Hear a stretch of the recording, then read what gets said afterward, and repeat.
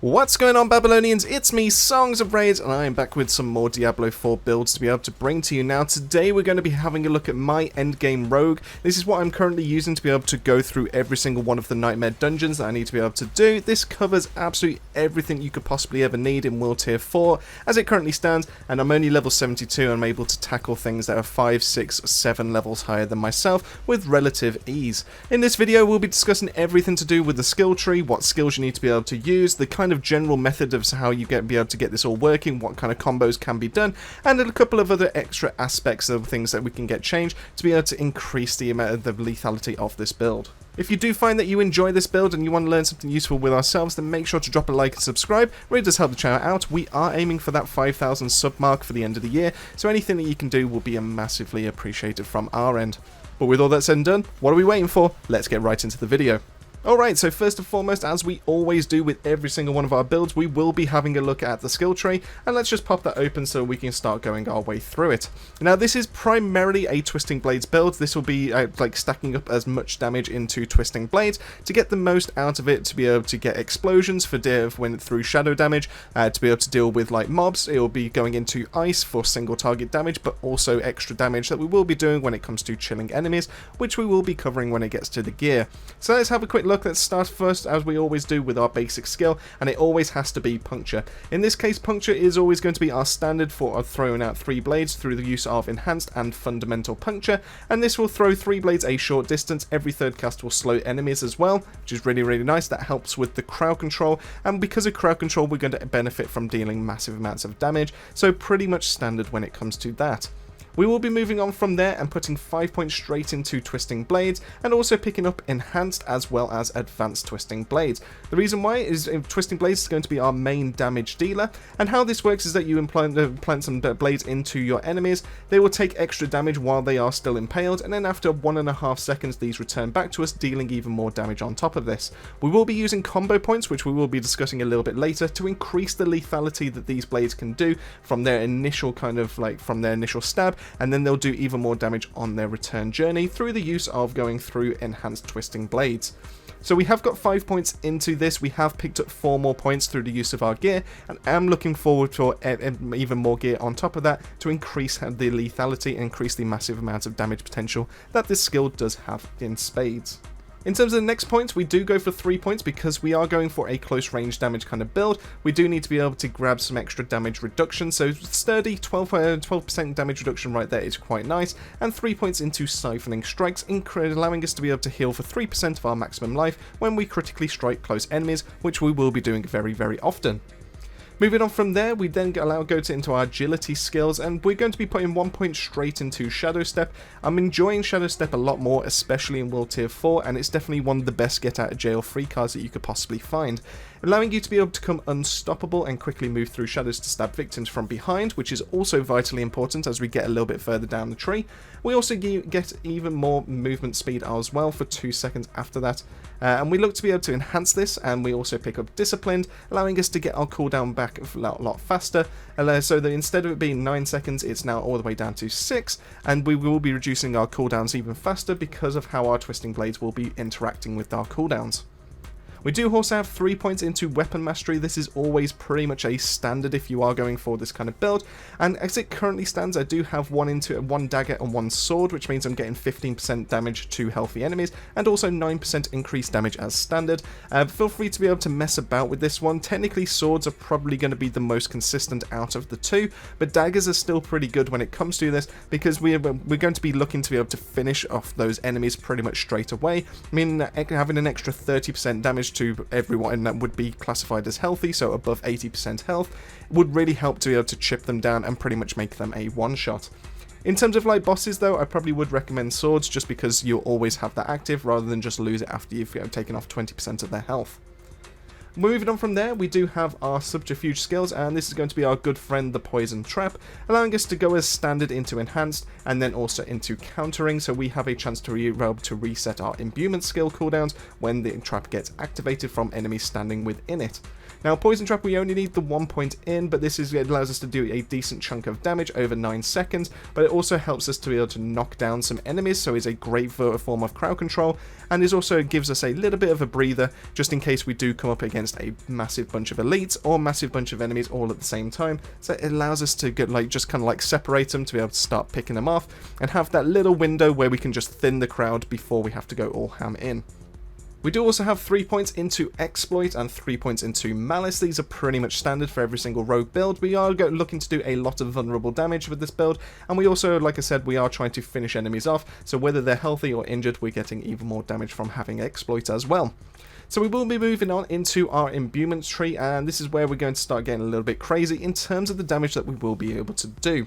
First and foremost, we do need to pick up Shadow Imbuement. Now, I currently have 3 points into here. I'm still technically messing about with how many points I'm putting into this, because I do think the explosions are really vital in terms of, like, in keeping up our DPS and taking out mobs. But you can still get away with 3, and I also have 3 from my helmet, which means that we do have a total of 6, but you can mess about with that one. It doesn't necessarily have to be a massive amount of points into this one. It still functions quite well at low numbers. So we do have, like I said, 3 points, technically 6, into Shadow Imbuement, allowing us to do shadow damage rather than physical on our next 2 attacks, and it also allows us to, when after 6 seconds, or if we kill the enemy, they're able to detonate and just do that much damage to nearby enemies as well. You'll notice that the damage on this is kind of comparable to that of Twisting Blades in terms of the initial hit, which means that basically any of the damage numbers that you will see from Twisting Blades, we can get our Shadow Imbuement to be able to deal that much damage as well, so it kind of doubles up in that kind of sense as well, and this is our main form of mob control as well. We have also gone into Enhanced to do a 15% increased critical strike chance against injured enemies, but the real reason we've gone for this is to go into Blended, where Shadow Imbuement's primary explosion makes enemies vulnerable for 2 seconds. It's an amazing way to spread out that vulnerable, and you can technically go into Mixed instead. There are ways that, because of the use of the Paragon system through the use of glyphs, you can get the explosion to automatically trigger that vulnerable in of itself, and if you do slot in that glyph, if you do choose to go that route, you can take Blended off to go into Mixed, meaning that every single one of our imbuement skills, so we will be going into Cold Imbuement shortly, will be dealing 12% increased damage from that for any of those enemies that do survive the explosion and stay within that kind of area. Now, we do also have 1 point into Shadow Crash, allowing us to have a lucky chance of being able to stun enemies, and 1 point into Consuming Shadows, keeping our energy pretty much topped up. I don't think we need more than that, just because of how the explosions kind of work in terms of, like, taking out mobs. It feels a little bit of a waste to be able to go all the way up to 30, so feel free to be able to only put the 1 point in, and you should be absolutely golden. We do also have Cold Imbuement, like already mentioned, and what this does is it imbues our weapons with frigid energies, allowing us to do cold damage and chill enemies. The reason why we only technically need 1 point into here, but this is, like I said, this gets stacked up to 4 because of the item, so my helmet is giving me 3 points in here, making it 33%, but you can feel free to just put the 1 point in here. You don't necessarily need anything extra in Cold Imbuement. You then go into Enhanced to be able to have a lucky hit chance of being able to make enemies vulnerable, but that's not the reason we're going for that. The real reason we're going for it is for Mixed, and what this does is Cold Imbued skills will now deal 20% damage to crowd control enemies, and we double this bonus against frozen enemies. And because of how Twisting Blades works, because of how the blades kind of spin around and deal extra hits and everything like that, you can hit them multiple times with one skill, meaning that it's quite easy to get enemies frozen, especially elites, and therefore Mixed Cold Imbuement is absolutely stunning when it comes to that, allowing us to increase our massive DPS just from activating this skill.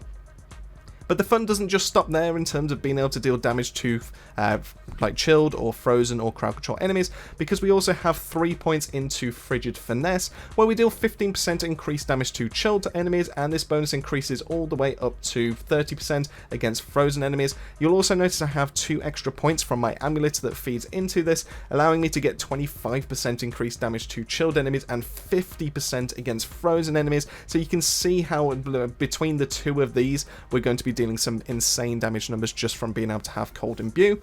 And then lastly, we do have 3 points into Precision Imbuement, where our imbued skills gain 9% increased critical strike chance. Just gives us some nice consistency for the amount of damage that we are looking to be able to put out.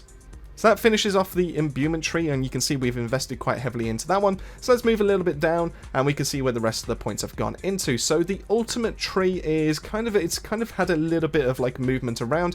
When I first started, I was messing about with Second Wind and Alchemist's Fortune. These are probably better to go for if you do have Frostburn as unique. Feel free to mess about with if you think Frostburn is the best for you. like I said, just being able to have that chance to be able to instantly freeze enemies is absolutely godsend. But most of my points when it comes to Twisting Blades will be coming from my gloves. So in the current moment, I'm not using that one, but I do have it ready in my inventory to swap back and forth. But if you do go for Frostburn, I highly recommend being able to put 3 points into Second Wind and 3 points into Alchemist's Fortune. This increases your lucky hit chance to be able to do that. But with this build, we're not going that route. What we're doing is 2 points into Innovation, which on a lucky hit has up to a 20% chance to gain 8 energy, which is quite nice. Keeps us going when it comes to our Twisting Blades.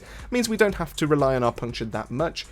We have 3 points into Trap Mastery. When our Poison Trap is activated, we gain 12% increased critical strike chance against vulnerable and crowd control enemies for 4 seconds. It doesn't mean that it's the enemies that are within the trap as well. This means that we're just going, because of how we kind of apply vulnerable, pretty much every single enemy is just now going to have a constant 12% increased critical strike chance to land those hits on them, so that's absolutely gorgeous. Then we've got 1 point into Adrenaline Rush and 3 points into Haste, while at or above 50% maximum energy, gain 15% movement speed, and then when we're below 15% energy, we gain increased attack speed, which is really, really nice.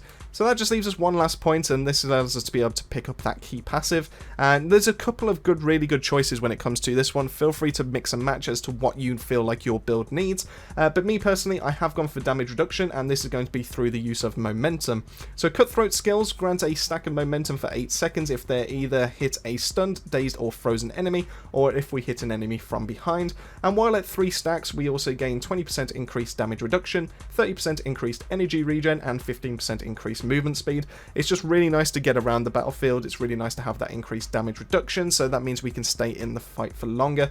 But you definitely can mess about with this one. Feel free to go for, because we are using puncture as well as our Twisting Blades, close quarters combat is also a great thing to be able to go for, which means that when we cast one single puncture and one single Twisting Blades, we gain a 20% attack speed bonus for 8 seconds, but also when both of those are active, we gain 20% increased damage against crowd control enemies, so that's just a basic 20% massive DPS bump, which is really, really nice. Precision's not going to really help you out unless you are pretty much leaning into your puncture or anything like that. But one that's also pretty nice to be able to test around with, in terms of like explosions, if you need a little bit of help when it comes to mob, is going to be Victimize, and I have already done a build on that. If you want to check out the nuke rogue build that I've already done, you can check out that link right there. But dealing direct damage to a vulnerable enemy has a 30% chance to cause an explosion, and you deal 23% of the original damage to them and surrounding enemies.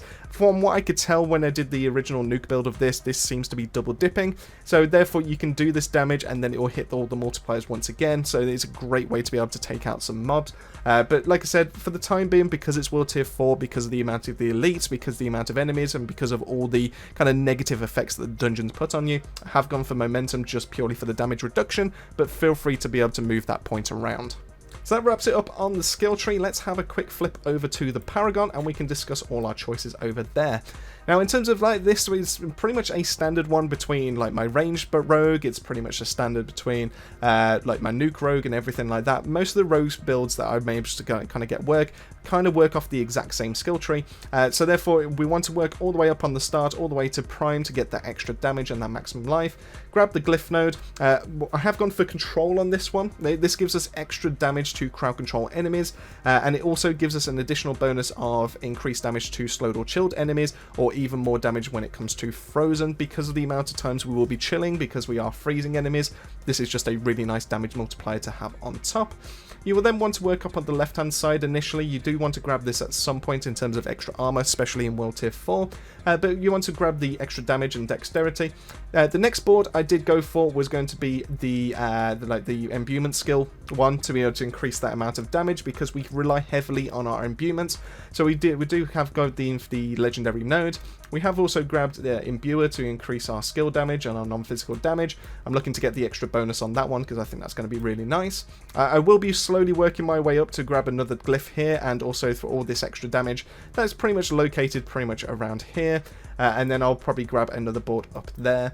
But then I did move over here, and this is going to be the crowd control one. So this works absolutely perfectly when it comes to this glyph, which is control. So we will be dealing extra crowd control enemies for everyone that's nearby, and we'll also deal extra damage with oppress. But we'd also want to grab another glyph, which is going to be exploit. This is going to be the second best choice to go for. So when an enemy is damaged, they become vulnerable for 3 seconds, and this cannot happen for more than once than every 20 seconds per enemy. This is really, really nice. I wouldn't necessarily recommend this on the first board because it's quite difficult to get the strength needed to be able to max that. But if you do want to go for this one pretty early on, all you need to be able to do is go for the crowd control board before you go for the imbuement, and then you can work your way up to the glyph, just like that, and then you can work your way to another board there. So skill tree, Paragon, all sorted. So let's have a quick run through our specialization, which is going to be combo points. And how this works is our basic skills will now generate those combo points for us, meaning that our core skills will now consume them for additional effects. How this works is because puncture is able to be thrown so fast, and it's really, really effective in terms of being able to do slow as well as vulnerable in of itself. Every 3 throws of this will mean we get 3 combo points ready for our twisting blades, increasing the amount of damage that it can do almost by 100% of what it would have done as base. As you can see there, the damage numbers are pretty much there, so it goes from 81% to 105 or 130 or 154% depending on how many combo points you do go for. So I highly recommend trying to mix in a few punctures. When you go back and forth, puncture is also a great way to keep the amount of energy that you have in terms of your build. So it's a great way to manage your energy, it's a great way to be able to increase the damage that your twisting blades will be doing, and this is going to help you just absolutely mincemeat every single enemy that you pretty much come through, and you don't need to worry about energy too much because of how the build kind of interacts. So we've wrapped all that up. Let's go through our character in terms of our gear, and then we can discuss as to how this build kind of works. Now, there's only one unique that I currently have on this build, and that is going to be Penitent Greaves. I genuinely think Penitent Greaves are probably the best in slot when it comes to this game, because it gives you an ability that is still offensively minded, whereas when it comes to the boots, they're pretty much all defense. So therefore, you might as well just have something that increases the amount of damage that you can do. It also increases your crowd movement speed, it increases your crowd control duration, which is really, really nice. But especially that leave a trail of frost behind that chills enemies. So just walking through a bunch of enemies gives you that damage multiplier pretty much straight away, which is really nice. And it also increases the amount of damage that you deal to those chilled enemies as well. So if you were looking for one specific unique that would make this build, Penitent Greaves is going to be the one. Now, that being said, Frostburn is also going to be a great shout as well, but that does mean that you're going to be going into a lucky hit kind of build, but just having that freeze on enemies is just really, really nice, and it also comes with a way to give you some primary resource back, which is also really nice as well, so that gives you some sustain ready for all of your twisting blades. Feel free to mix and match this, but like I said, I have gone fully into 4 ranks of twisting blades with my current gloves, so that's the reason why I don't currently have Frostburn on, but I am looking for an ancestral pair just to try that out. So that leaves everything else, so let's start with the headpiece, and this is going to be chilled enemies poisoned by poison imbuement will be further chilled. You deal 25% additional poison damage to frozen enemies. Now, as standard, we're not doing anything currently with most of our build. I will be looking to possibly swap this out for a damage reduction mod, but as it currently stands, because we do use poison trap, this is actually giving us a really nice way to increase the amount of poisoning that we will be doing as standard, because that second point has got nothing to do with poison imbuement. It's only that first part where enemies will be chilled for a further 20% per second that only really affects poison imbuement. So the extra poison damage comes from any kind of source. So if you have like a modifier in terms of your dungeon, so you do poison pools, or if you use poison trap, you'll be getting extra damage from enemies that are frozen. Like I said, probably would swap that out for the basic skills, dealing kind of like giving you some damage reduction, but I'm yet to find another role to swap that out with. Chest piece wise, we have gone for Disobedience. It's just pretty much one of the best abilities in this whole game, defensive wise. So we gain increased armor for 4 seconds when we deal any form of damage. Rogue is really good at being able to stack these up as fast as possible because of the amount of hits that they can throw out. So I highly recommend grabbing that. In terms of the gloves, I've currently put on when casting an imbuement skill, you trigger an imbued explosion around yourself, applying the imbuement effects and dealing a chunk of damage of the same type. Because we have 2 imbuments, we can kind of activate this for another form of damage on top of it, but it also allows us to put those effects on the enemies, so if we do have shadow imbuement, it just pretty much spreads those ready for those extra detonations. And if it comes to cold imbuement, it's also a great way to apply that extra chill, meaning that we're just going to be starting off with some extra like modifiers, and we're going to be ready for that first ability to land. We're going to be doing some extra damage. When it comes to the pants though, we have gone for damaging an elite enemy grants us a barrier, absorbing some damage for 10 seconds. This effect can only happen once every 30 seconds. This is really, really nice to have. If you can get the trousers, I think it's Temerity, if I remember right. If you can get the uniques to it that can give you extra barrier when you just heal and it doesn't have a cooldown, that's probably going to be better in this slot, but I'm quite happy with how this currently works. I find that the barrier is really nice to give us some sustain, just in case we like kind of launch ourselves straight into a big fight. And that barrier is a great way of being able to keep ourselves alive. So if you can't find temerity, this will be absolutely fine for the time being, and it's definitely saved my bacon more than once. Like I said, we've already covered Penitent Greaves, so let's cover the jewellery before we go on to the weapons, and I have gone for Blade Dancers on the necklace. Now, most people do put this onto the crossbow slot because the amount of extra damage that it will be giving for when the Twisting Blades return, and also the extra damage that they will be doing as they spin around. I don't quite value that compared to what I've currently got on my crossbow. I think it's actually better to increase the amount of skill damage that you will be doing first, and then having this on the amulet still gives it a nice 1.5 times multiplier, so we're still doing a big chunk of damage as well. So that's the reason why I've chose to go around that way as well. But Blade Dancers is definitely needed in this build. In terms of the rings, we have gone for dealing extra damage while we have a barrier active. This works perfectly when it comes to increasing with our pants, allowing us to, when we hit an elite, get that barrier, get a big massive damage increase right there off the bat. And then lastly, we have gone for damaging a chilled or frozen enemy with a shadow imbued skill. Has a 75% chance to release an explosion, of doing cold damage to target enemies, and also chilling them for 15%. Once again, great way to be able to spread that chill around, and because we are chilling enemies from running around with Penitent Greaves, it means all we ever need to do is just use our Shadow Imbuement skill from an enemy that has just walked behind us, and we can just pretty much trigger this extra explosion, extra damage, and it's just a great way to be able to spread that chill. So let's just quickly run through the weapons and just finish this all off. So in terms of one of the weapons, attacking enemies with a basic skill increases the damage of your next core skill cast by 10% up to 30%, because we will primarily, or kind of ideally, throwing out 3 of the punctures. If you do have a god roll of this, you will be getting up to that 30% within 3 casts, meaning that we're going to be doing 30% on top of what combo points is already giving us. So therefore, I do think going forward that is quite nice as expectant. Going for the other one, we do have our Imbuement skill effects have a 36% increased potency against vulnerable enemies. This is where shadow damage is going to be doing some daft numbers when it comes to that explosion, but it also helps us out when it comes to our chill effects, meaning that we're going to be getting to that frozen status so much faster. So I highly recommend being able to try and grab one of those. And then lastly, that just leaves the crossbow, and we have gone for Edge Masters in here. Now I am looking to be able to get a better roll. This is currently one that I only got from my book when it comes to the aspects. But skills deal up to 20 or up to 40% increased damage based on your available primary resource when cast, and you receive the maximum benefit when you have full primary resource. This is definitely one of the better rolls, I think, because just as standard, if we do get a perfect god roll on that, 40% increased damage, which then feeds straight back into the return of the blades coming back, which then feeds back into Blade Dancers as well, is just too good to pass up on, and I do think Edge Masters is probably one of the better aspects in this whole build to increase the amount of damage that you will be doing.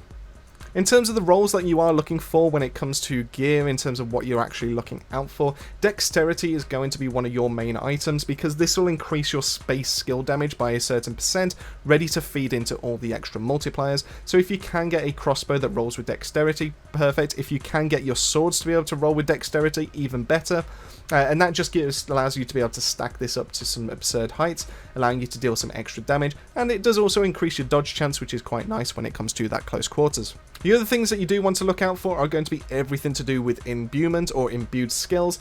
So you can increase imbuement skill damage, you can increase imbued skill damage. I'm not entirely sure why there's 2 separate things. It sounds like they do the exact same thing, but hey ho, I'm not going to complain. But you also do want to get things for Cutthroat, you want to get things for Shadow, you want to get things for Cold or Chill. You also want to get extra ranks when it comes to your Twisting Blades. You want to get it for your Shadow Imbuement at the very least. You don't necessarily need it for your Cold Imbuement, but having it for Shadow would be quite nice. Damage to Vulnerable is absolutely perfect. Damage to close enemies and critical strike damage are also going to be perfect things to keep an eye out for as well. And ideally, if you do go for your amulet, you do want some extra ranks into something like Frigid Finesse, or something like Exploit or Malice, which is also a great way to increase the amount of damage that you will be doing when it comes to your build. And that's pretty much everything. And in terms of like how the build kind of performs, you can see in the gameplay in the background, you kind of want to rely on your imbuments. You want to get those back as fast as possible. And that's why we have something like Edge Masters, along with how we've kind of spec'd into our skill tree, so that the more the enemies that the blades hit, the faster our cooldowns come back. We have our Poison Trap, which also has a chance to instantly reset those. And we have gone for things in terms of on our gear that reduce the cooldown as well. So it should be fairly easy to alternate between back and forth on those skills and just always keep up that damage. But anyway, that pretty much wraps it up when it comes to my Twisting Blades Rogue build, and pretty much taking on everything in terms of the end game. Let me know in the comments section down below, what do you think of the build? Is there anything you would potentially change? If there are, then I'll quite happily drop a pinned comment so people can have a look at that, and so we can get like the proper build going, ready for anyone that does come across this video. Also, let me know what other builds would you like to see when it comes to the Rogue. I already have done a few others, but if you feel like there's something a little bit more niche, like maybe a trap kind of build, then let me know that all down in the comment section below. Massive thank you for making your way to the end of the video. Massive thank you to the Babylonian family as always for their continued support. It really does mean the world to us. And if you did enjoy and you've learned something useful with ourselves, then just make sure to drop a like and subscribe. And like I said, it really does help this channel out. But with all that said and done, that just leaves me to say, keep yourself safe, keep yourselves well, and I'll see you all on the next video.